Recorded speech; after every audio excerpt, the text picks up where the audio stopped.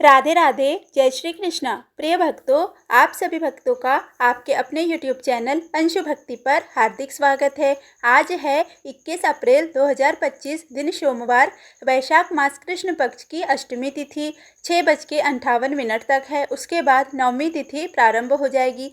आज राहुकाल शाम 5:18 से 6:50 तक रहेगा। आप सभी की मंगल कामना के साथ चलिए आज के इस वीडियो की शुरुआत करते हैं। आज के इस वीडियो में हम श्रवण करेंगे भगवान शंकर के गृहपति अवतार की कथा। भक्तों, यह कथा शिव पुराण में लिखी गई है। यदि यह कथा आपको अच्छी लगे तो कमेंट में ज़रूर बताइएगा। पूर्व काल में नर्मदा तट पर नर्मदापुर में शिव भक्त विश्वानर नाम वाले पुण्यात्मा मुनि हुए। वे सदा ब्रह्मचर्य आश्रम का पालन करते हुए नित्य प्रति ब्रह्म यज्ञ किया करते थे। वे सांडिल्य गोत्री थे और बड़े पवित्र, ब्रह्म तेजस्वी तथा जितेंद्रिय थे। वे सभी शास्त्रों के अर्थों के ज्ञाता, सर्वदा सदाचार में तत्पर, शैव आचरण में अति प्रवीण तथा लौकिक आचार के ज्ञाताओं में श्रेष्ठ थे। उन्होंने भार्या के उत्तम गुणों पर विचार कर उचित समय में विधि पूर्वक अपने योग्य कुलीन कन्या से विवाह किया। वे प्रतिदिन अग्नि शुश्रूषा, पंच यज्ञ तथा सठ कर्म संलग्न रहते थे और देवता, पितर एवं अतिथियों का पूजन करते थे। इस प्रकार बहुत समय बीत जाने के उपरांत एक दिन उन ब्राह्मण की सुचिष्मति नामक पतिव्रता पत्नी ने पति से कहा, हे नाथ, मैंने आपकी कृपा से आपके साथ उन सभी भोगों को भोग लिया है जो स्त्रियों के योग्य तथा आनंददायक है। हे नाथ, अब मेरी एक ही विशेष अभिलाषा है जो मेरे हृदय में चिरकाल से स्थित है और वह गृहस्थों के लिए भी उचित है। उसे देने की कृपा करें। विश्वानर बोले, हे सुश्रोणी, हे प्रिय हितैषिणी, मुझे तुम्हारे लिए कुछ भी अदेय नहीं है। हे महाभोगे, तुम उसे मांगो, मैं शीघ्र ही प्रदान करूंगा। हे कल्याणी, संपूर्ण कल्याण करने वाले महेश्वर की कृपा से मुझे इस लोक एवं परलोक में कुछ भी दुर्लभ नहीं है। नंदीश्वर बोले, पति के इस वचन को सुनकर प्रसन्न मुख वाली वह पतिव्रता स्त्री प्रसन्नता से विनीत हो दोनों हाथ जोड़कर कहने लगी। सुचिष्मति बोली, हे नाथ, यदि मैं वर के योग्य हूँ और यदि आपको मुझे वर प्रदान करना है तो मुझे भगवान शिव के समान पुत्र दीजिए। मैं कोई अन्य वर नहीं चाहती।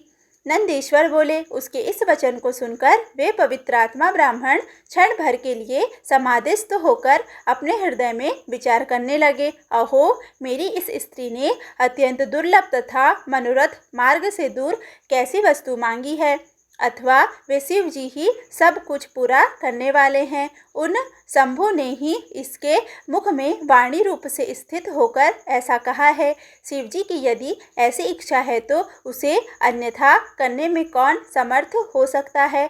ऐसा विचार कर उदार बुद्धि वाले तथा एक पत्नी व्रत में परायण रहने वाले विश्वानर मुनि ने बाद में उस पत्नी से कहा। नंदीश्वर बोले, इस प्रकार अपनी पत्नी को अनेक प्रकार से आश्वस्त करके मुनि तप करने के लिए वहां चले गए जहां साक्षात काशीनाथ विश्वेश्वर स्थित है। उन्होंने शीघ्र ही वाराणसी पहुंचकर मणिकर्णिका का दर्शन करके अपने सैकड़ों जन्मों के अर्जित तीनों तपों से मुक्ति प्राप्त कर ली। उसके बाद उन्होंने विश्वेश्वर आदि सभी लिंगों का दर्शन करके काशीस्थ सभी कुंडों, वापियों एवं सरोवरों में स्नान करके सभी विनायकों को नमस्कार करके शिवा गौरी को प्रणाम करके पापों का भक्षण करने वाले कालराज भैरव का पूजन करके फिर प्रयत्न पूर्वक दंडपाणि विनायक आदि प्रमुख गणों की स्तुति कर आदि केशव आदि मुख्य 12 केशवों को प्रसन्न करके फिर लोकार्क आदि प्रमुख सूर्यों को बार बार प्रणाम किया।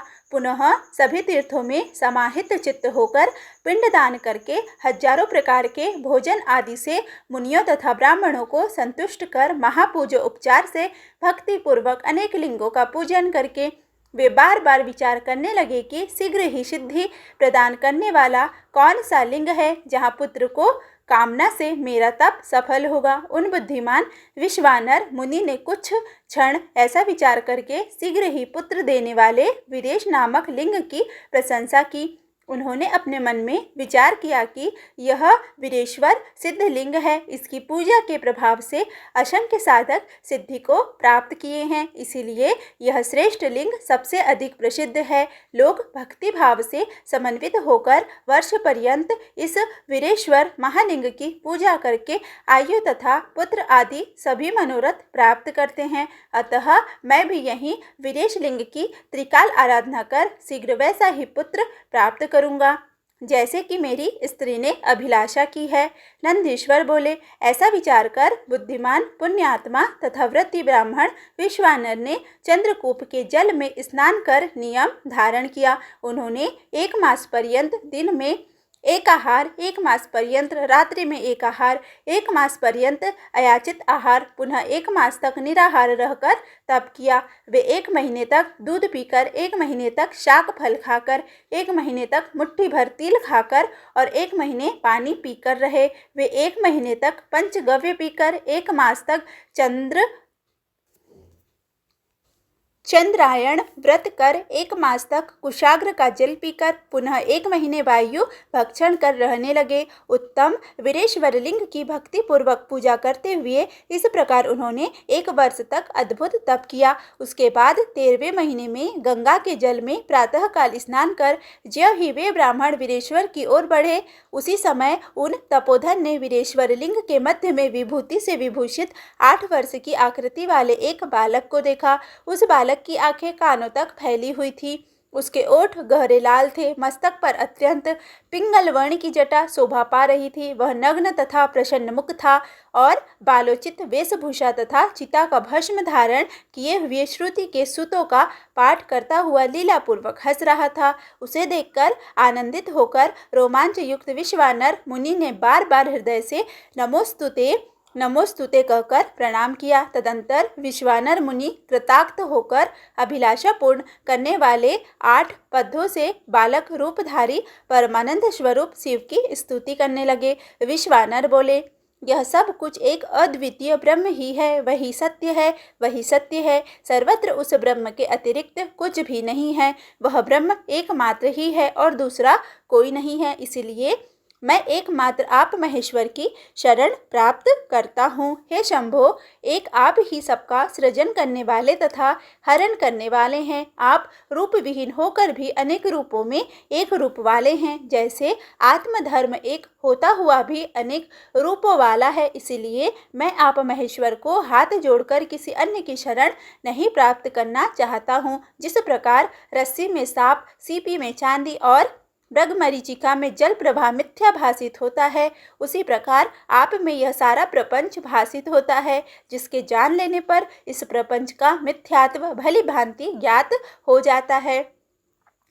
मैं उन महेश्वर की शरण प्राप्त करता हूँ। हे शंभो, जिस प्रकार जल में शीतलता, अग्नि में दाहकता, सूर्य में ताप, चंद्रमा में आर्द्रकत्व, पुष्प में गंध और दुग्ध में घृत व्याप्त रहता है, उसी प्रकार सर्वत्र आप ही व्याप्त है। अतः मैं आपकी शरण प्राप्त करता हूँ। हे प्रभो, आप कानों के बिना सुनते हैं, नाक के बिना सूंघते हैं, बिना पैर के दूर से आते हैं, बिना आँख के देखते हैं और बिना जीरा के रस ग्रहण करते हैं। अतः आपको भली भांति कौन जान सकता है। इस प्रकार मैं आपकी शरण प्राप्त करता हूँ।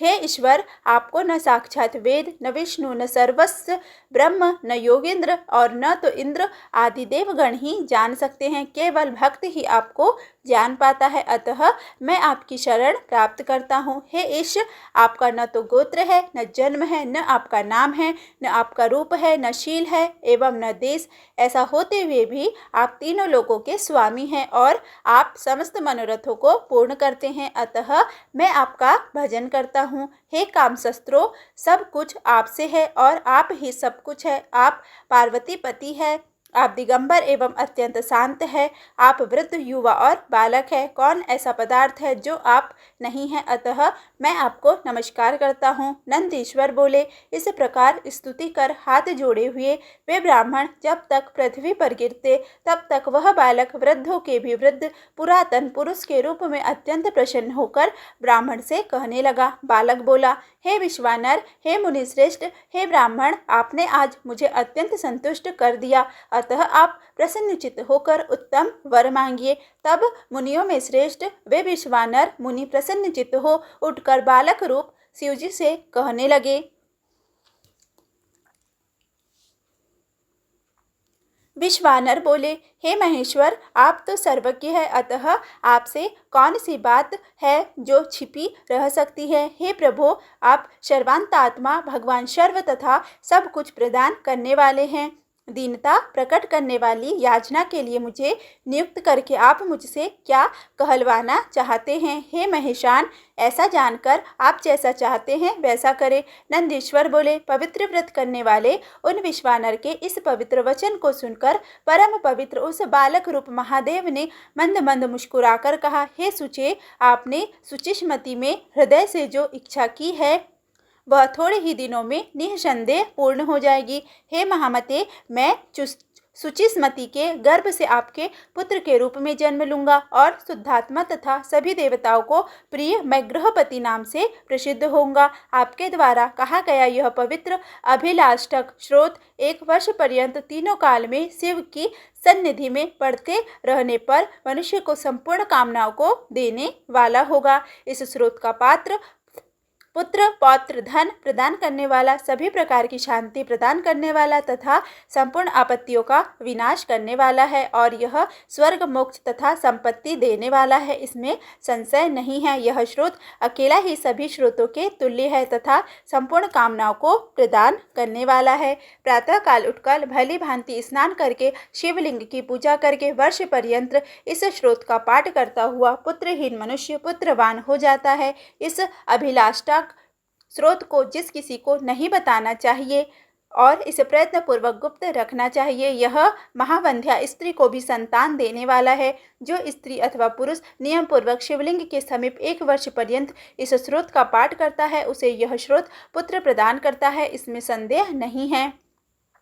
नंदीश्वर बोले, ऐसा कहकर सज्जनों को गति प्रदान करने वाले बालक रूपधारी शिवजी अंतर्ध्यान हो गए और वे विश्वानर ब्राह्मण भी प्रसन्नचित्त होकर अपने घर चल दिए। नंदीश्वर बोले, हे सनत कुमार, घर आकर उस ब्राह्मण ने परम हर्ष से युक्त होकर अपनी स्त्री से सारा वृत्तांत कह सुनाया। यह सुनकर उस विप्र पत्नी सुचिस्मति को महान आनंद प्राप्त हुआ और वह प्रेम युक्त होकर अपने भाग्य की सराहना करने लगी। तदंतर कुछ समय के बाद उस ब्राह्मण द्वारा यथाविधि गर्भाधान कर्म किए जाने पर उसकी पत्नी गर्भवती हुई। तत्पश्चात उस विद्वान ब्राह्मण ने ग्रह सूत्र में कथित विधि के अनुसार पुंसत्व की वृद्धि के लिए गर्भ स्पंदन के पहले ही भली भांति पुंसवन संस्कार किया। तत्पश्चात 8वां महीना आने पर क्रियावेता उस ब्राह्मण ने सुखपूर्वक प्रसव के लिए गर्भ के रूप की वृद्धि करने वाला सीमंत संस्कार कराया। तदुपरांत ताराओं के अनुकूल होने पर, बृहस्पति के केंद्रवर्ती होने पर और शुभ ग्रहों का योग होने पर शुभ लग्न में चंद्रमा समान सुंदर मुख वाला श्रुति का ग्रह दीपक को अपने तेज से शांत अर्थात प्रभाहीन सा करने वाला तथा सभी अरिष्टों का विनाश करने वाला पुत्र उस सुचिस्मति के गर्भ से उत्पन्न हुआ। वह बालक शिवजी ही थे जो भूर्भुवः स्वः इन तीनों लोकों को समग्र सुख देने के लिए अवतीर्ण हुए। उस समय गंध को समग्र वहन करने वाले वायु के वाहन मेघ दिशा रूपी वधुओं के मुख पर वस्त्र से बन गए, अर्थात चारों ओर काली घटा उमड़ आई। वे घनघोर बादल गंध वाली पुष्प राशि की वर्षा करने लगे। देव दंदुभिया बज उठी और सारी दिशाएं निर्मल हो गई। प्राणियों के मनों के साथ चारों ओर नदियां स्वच्छ हो गई। अंधकार पूर्ण रूप से दूर हो गया। रजोगुण विरज अर्थात विनष्ट हो गया। प्राणी सत्व गुण से संपन्न हो गए।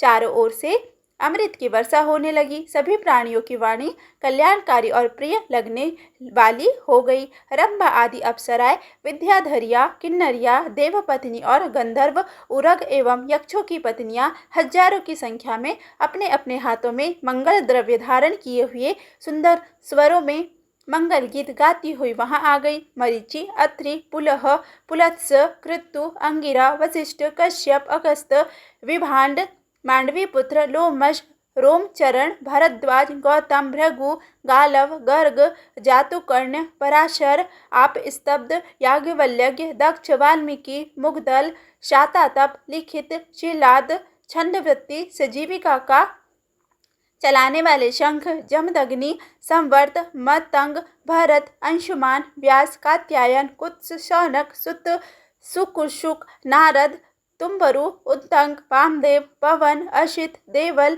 सांख्यायन, हारित, विश्वामित्र, भार्गव अपने पुत्र मार्कंडेय के साथ मुकुंड पर्वत, दारुक, धौम्य, उपन्यु, वत्स आदि मुनिगण तथा मुनिकन्याएं उस बालक को शांति के लिए विश्वानर के प्रशंसनीय आश्रम पर आ गए। बृहस्पति सहित ब्रह्मा तथा भगवान विष्णु, नंदी, भृंगी तथा पार्वती सहित शंकर, महेंद्र आदि देवता, पातालवासी, नामगण एवं अनेक प्रकार के रत्न लेकर नदियों सहित समुद्र वहां आए और स्थावर पर्वत आदि हजारों की संख्या में जंगम रूप धारण कर वहां आए। उस महोत्सव में अचानक असमय में चांदनी उत्पन्न हो गई।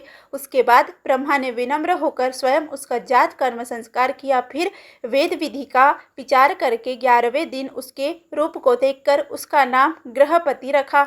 उन्होंने नामकरण के समय श्रुति के मंत्रों का उच्चारण करते हुए चारों वेदों के 4 मंत्रों से उसे आशीर्वाद देकर लौकिक रीति का आश्रय लेकर रक्षा मंत्रों से उसकी बालोचित रक्षा संपन्न की और हंस पर सवार हो सबके पितामह वे ब्रह्मा जी अपने धाम को चले गए। इसी प्रकार विष्णु के साथ शंकर भी अपने वाहन पर सवार हो अपने लोक को चले गए। वे आपस में विचार कर रहे थे कि अहो कैसा इसका रूप है, इसका विलक्षण तेज कैसा है और इसके सभी अंग लक्षण कैसे हैं। देखो सुचिष्मति कैसी भाग्यवती है कि इसके गर्भ से साक्षात शिवजी प्रकट हो गए। अथवा शिवजी के भक्तों में इस प्रकार की घटना कोई आश्चर्य की बात नहीं है जिससे उनके द्वारा अर्चित रुद्र स्वयं प्रकट हो गए। इस प्रकार आपस में प्रशंसा करते हुए पुलकित रोमों वाले सभी देवता विश्वानर से आज्ञा ले जिस प्रकार आए थे उसी प्रकार चले गए। पुत्रवान व्यक्ति पुत्र से लोगों को जीतता है, यह सनातन है। इसलिए समस्त गृहस्थ पुत्र की कामना करते हैं। पुत्रहीन का घर सूना है, पुत्रहीन का धन कमाना व्यर्थ है। अपुत्र का तप खंडित है, जिसको पुत्र नहीं है वह कभी पवित्र नहीं होता। पुत्र से बढ़कर कोई परम लाभ नहीं, पुत्र से बढ़कर कोई परम सुख नहीं और इस लोक तथा परलोक में पुत्र से बढ़कर कोई पवित्र मित्र नहीं। चौथे महीने में गृहपति के पिता उसका गृह निष्क्रमण संस्कार किया। फिर छठे महीने में उसका विधि पूर्वक अन्नप्राशन और वर्ष पूरा होने पर चूड़ाकरण संस्कार किया। इसके बाद उस कर्मवेत्ता ने श्रवण नक्षत्र में कर्ण वेद करके उसके तेज की अभिवृद्धि के लिए 5 वर्ष की अवस्था में यज्ञोपवीत संस्कार किया। पुनः बुद्धिमान पिता ने उपाकर्म कर उसे वेदों का अध्ययन कराया। इस प्रकार 3 वर्ष में ही उसने विधि पूर्वक अंग पद तथा क्रम सहित समस्त वेदों को पढ़ लिया। प्रतिभाशाली उस बालक ने गुरु पिता के मुख से समस्त विद्याएं अपने विनय आदि गुणों को प्रकाशित करते हुए मात्र साक्षी भाव से ग्रहण कर लिया। तदुपरांत 90वें वर्ष में माता पिता की सेवा में निरत गृहपति तथा उसके पिता विश्वानर को देखने के लिए नारद जी वहां आए। कौतुकी देवर्षि नारद जी ने विश्वानर को पाला में प्रवेश कर अर्घ शासन आदि क्रम से ग्रहण कर उनसे कुशल मंगल पूछा और उसके बाद शिव जी के चरणों में ध्यान करके उनके सामने ही उनके समग्र भाग्य तथा पुत्र धर्म का वर्णन विश्वानर ने किया। नंदीश्वर बोले, हे सनत कुमार, तदुपरांत मुनि नारद जी के द्वारा इस प्रकार कहे जाने पर वह शोभा संपन्न बालक माता पिता की आज्ञा प्राप्त कर भक्ति पूर्वक उनको नम्रता से प्रणाम कर बैठ गया। नारद जी बोले, हे तर, मैं तुम्हारे लक्षणों की परीक्षा करूंगा। तुम आओ, मेरी गोद में बैठ जाओ और अपना दाहिना हाथ मुझे दिखाओ। तब विद्वान नारद जी बालक के तालु जीड़ा आदि को देखकर शिव जी प्रेरणा विश्वानर से कहने लगे। नारद जी बोले, हे विश्वानर, हे मुने, मैं आपके पुत्र के सब लक्षणों को कहता हूँ, उसे आदर पूर्वक सुनिए। आपके पुत्र के सभी अंग उत्तम लक्षणों से युक्त है, इसलिए यह अत्यंत भाग्यशाली है। किंतु इसके सर्वगुण संपूर्ण शुभ लक्षणों से समन्वित और चंद्रमा के समान निर्मल कलाओं से सुशोभित होने पर भी विधाता ही इसकी रक्षा करेंगे। इसलिए सब तरह के उपायों से इस बालक की रक्षा करनी चाहिए, क्योंकि विधाता के विपरीत होने पर गुण भी दोष हो जाता है।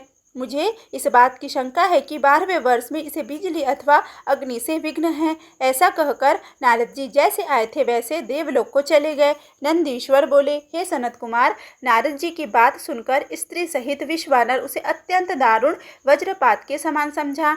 हाय मैं मर गया, ऐसा कहकर वे छाती पीटने लगे और पुत्र के शोक संतप्त होकर मूर्ति हो गए। सुचिस्मती के विलाप को सुनकर विश्वानर भी मूर्छा का त्याग करके उठकर अरे क्या हुआ, यह क्या हुआ, इस प्रकार ऊंचे स्वर में रोते हुए बोले।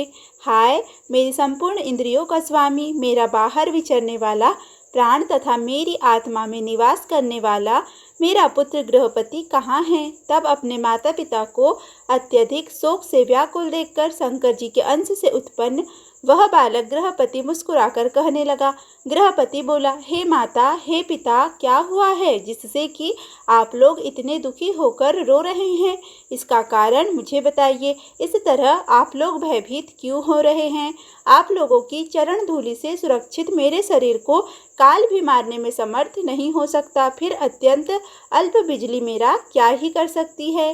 हे माता पिता, आप लोग मेरी प्रतिज्ञा सुने। यदि मैं आप दोनों का पुत्र हूँ तो ऐसा कार्य करूँगा जिससे मृत्यु भी संतृष्ट हो जाएगी। हे माता पिता, मैं सत्पुरुषों को सब कुछ देने वाले सर्व मृत्युंजय भगवान की भली भांति आराधना करके महाकाल को भी जीत लूँगा, यह मैं सत्य कह रहा हूँ। नंदीश्वर बोले। उसकी इस प्रकार की बात को सुनकर मुरझाए हुए द्विज संपत्ति अकाल में हुई अमृत की सघन वृष्टि के समान दुख रहित होकर कहने लगे। द्विज संपत्ति बोले, हे पुत्र, फिर कहो, तुमने क्या कहा कि मुझ काल भी मारने में समर्थ नहीं है? फिर बेचारी बिजली कौन है? तुमने हम लोगों के शोक का निवारण करने के लिए मृत्युंजय देवता का समाधान रूप उपाय उचित ही कहा है।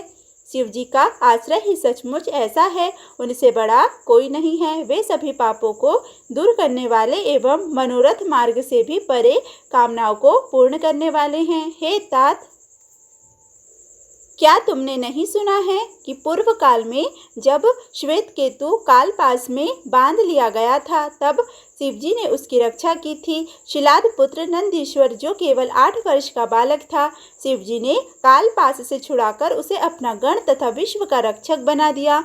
क्षीर सागर के मंथन से उत्पन्न तथा प्रलय अग्नि के समान महाभयानक हलाहल विष को पीकर शिवजी ने ही तीनों लोगों की रक्षा की थी, जिन्होंने त्रिलोकी की संपत्तियों का हरण करने वाले महान अभिमानी जलंधर नामक दैत्य को अपने सुंदर अंगूठे की रेखा से उत्पन्न चक्र के द्वारा मार डाला, जिन्होंने त्रिलोक को संपदा को प्राप्त कर मोहित हुए त्रिपुर को एक ही बाण चलाकर उससे उत्पन्न हुई ज्वाला वाली अग्नि से सुखा डाला, और जिन्होंने त्रिलोक के विजय से उन्मत्त हुए कामदेव को ब्रह्म आदि के देखते ही देखते दृष्टि निक्षेप मात्र से अनंग बना दिया।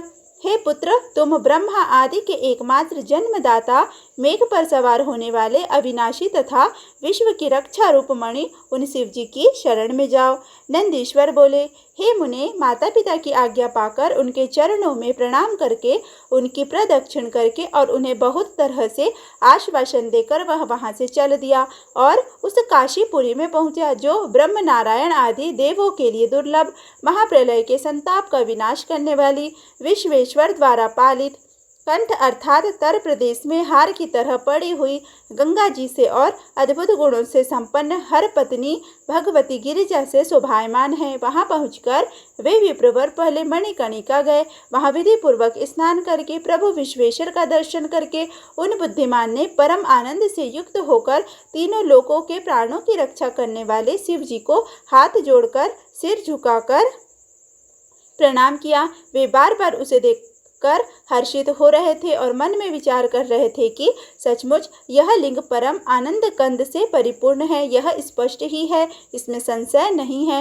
अहो, इस चराचर त्रिलोकी में मुझसे बढ़कर कोई नहीं है, जो कि मैंने आज ऐश्वर्यमय तथा सर्वव्यापी विश्वेश्वर का दर्शन किया। मेरे भाग्योदय के लिए ही महर्षि नारद ने जो मुझे आकर पहले ही बता दिया था, जिससे आज मैं विश्वेश्वर का दर्शन प्राप्त कर कृतकृत्य हो गया। नंदीश्वर बोले, मुने, इस प्रकार आनंद मृत रूपी रस द्वारा पारण करके गृहपति ने शुभ दिन में सर्वहितप्रद शिवलिंग की स्थापना की। तत्पश्चात अजितेंद्रियों के लिए अति दुष्कर कठोर नियमों को ग्रहण कर अनुष्ठान परायण हुआ। पवित्र चित्त वाला वह प्रतिदिन वस्त्रों से जाने गए गंगा जल से पूर्ण 108 पवित्र घड़ों से शिवजी को स्नान कराने लगा और 1008 नील कमलों से बनी हुई माला समर्पित करने लगा।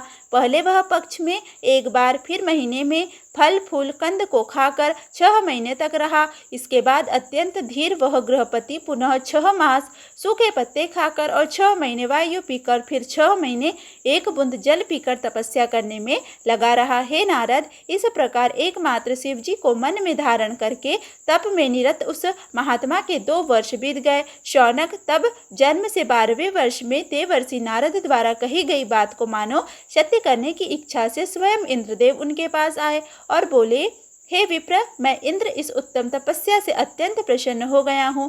तुम्हारे मन में जो भी अभिलाषित वर हो उस वर को मांगो, मैं प्रदान कर रहा हूँ। नंदीश्वर बोले। इंद्र के इस वचन को सुनकर महाधीर मुनि कुमार ने मधुर मधुर राक्षसमयी वाणी में कहा। गृहपति बोला, हे मघवन, हे व्रत्र शत्रु, मैं वज्र धारण करने वाले आपको जानता हूँ। मैं आपसे वर नहीं मांगता, मुझे वर देने तो शिव जी ही आएंगे। इंद्र बोले, हे बालक, मैं सभी देवताओं का भी देव हूँ, अतः तुम अपना लड़कपन त्याग कर मुझसे वर मांगो और देर मत करो।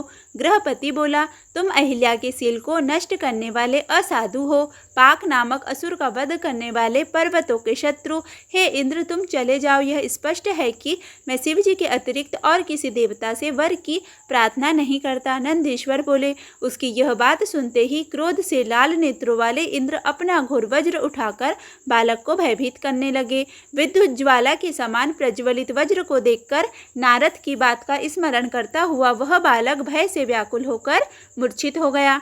उसके पश्चात अंधकार का नाश करने वाले गौरीपति शिव जी प्रकट हो गए और हाथ के स्पर्श से उसे जीवित सा करते हुए उससे बोले, उठो पुत्र, तुम्हारा कल्याण हो। तब उस अपूर्व स्पर्श को प्राप्त करके उसने रात्रि में सोए हुए के समान अपने नेत्र कमलों को खोलकर उठ करके अपने आगे सैकड़ों सूर्यों से भी अधिक प्रकाशमान शिव जी को देखा। उनके मस्तक में नेत्र शोभित हो रहा था, कंठ में विष की कालिमा थी, वे बैल पर सवार थे, उनके वारधी और भगवती पार्वती स्थित थी। उनके मस्तक पर अर्धचंद्र सुशोभित हो रहा था, वे जटाजूट से युक्त थे, त्रिशूल एवं अजगव धनुष धारण किए हुए थे। उनका गौर शरीर कर्पूर के समान उज्ज्वल था और वे गज चर्म धारण किए हुए थे। तब गुरु वाक्य तथा आगम प्रमाण से उन्हें महादेव जानकर हर्षातिरेक से उनका कंठ रुद्ध हुआ और शरीर रोमांचित हो गया। उसकी स्मृति लुप्त हो गई।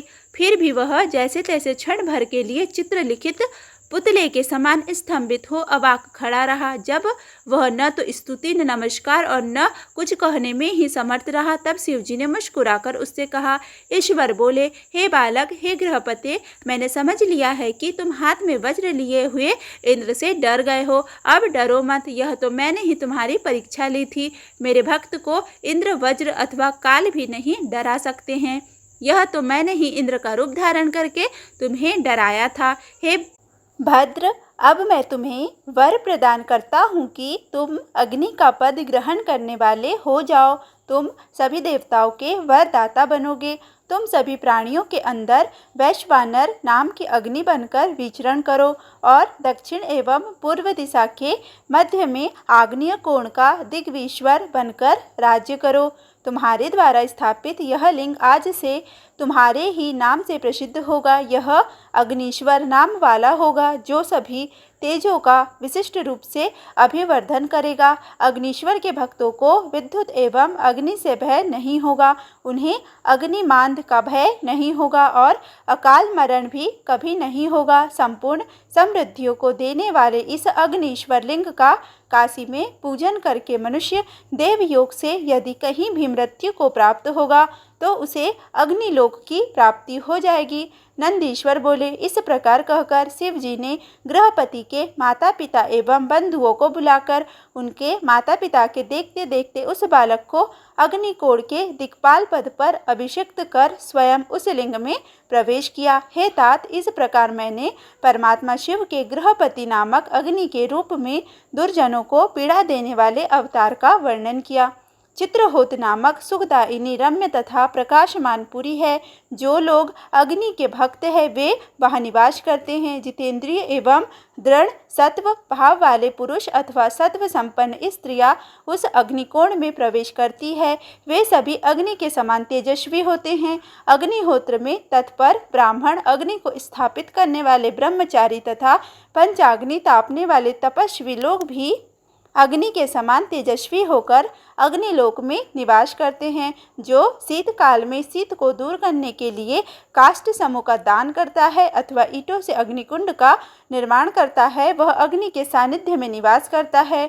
जो श्रद्धा युक्त होकर अनाथ व्यक्ति का अग्नि संस्कार करता है अथवा स्वयं अशक्त होने पर इसके लिए दूसरे को प्रेरित करता है वह अग्निलोक में पूजित होता है। एकमात्र अग्निदेव ही द्विजातियों ब्राह्मण क्षत्रिय वैश्य का परम कल्याण करने वाले हैं। अग्नि ही उनके गुरु देवता व्रत तीर्थ एवं सब कुछ है, ऐसा निश्चित है। अग्नि के संसर्ग मात्र से क्षण भर में ही सभी अपवित्र वस्तुएं पवित्र हो जाती है, इसलिए इन्हें पावक कहा गया है। ये अग्नि प्राणियों के साक्षात अंतरात्मा हैं और निश्चय ही सब कुछ जला देने वाले हैं। ये स्त्रियों की कुक्षी में मांस के ग्रासों को तो पचा देते हैं किंतु उसी में रहने वाले मांसपेशी गर्भ को दयावश नहीं पचाते। ये अग्नि साक्षात शिव की तेजोमयी दहनात्मिका मूर्ति है। यही अग्निरूप मूर्ति सृष्टि करने वाली, विनाश करने वाली एवं पालन करने वाली है। इनके बिना कुछ भी दिखाई नहीं पड़ता। यह अग्नि शिवजी के साक्षात नेत्र है। अंधकार से पूर्ण इस तपोमय संसार को अग्नि के बिना कौन प्रकाशित कर सकता है। धूप दीप नैवेद्य दूध दही घी एवं मिष्ठान आदि पदार्थ अग्नि में हवन करने पर स्वर्ग में निवास करने वाले देवगण उसे प्राप्त करते हैं। प्रिय भक्तों, आज का अध्याय यहीं पर समाप्त हुआ। यदि आज का यह वीडियो आपको अच्छा लगा हो तो प्लीज़ वीडियो को लाइक करें, वीडियो को ज़्यादा से ज़्यादा शेयर करें तथा चैनल पर पहली बार आए हैं तो चैनल को सब्सक्राइब करना बिल्कुल भी ना भूलें। धन्यवाद।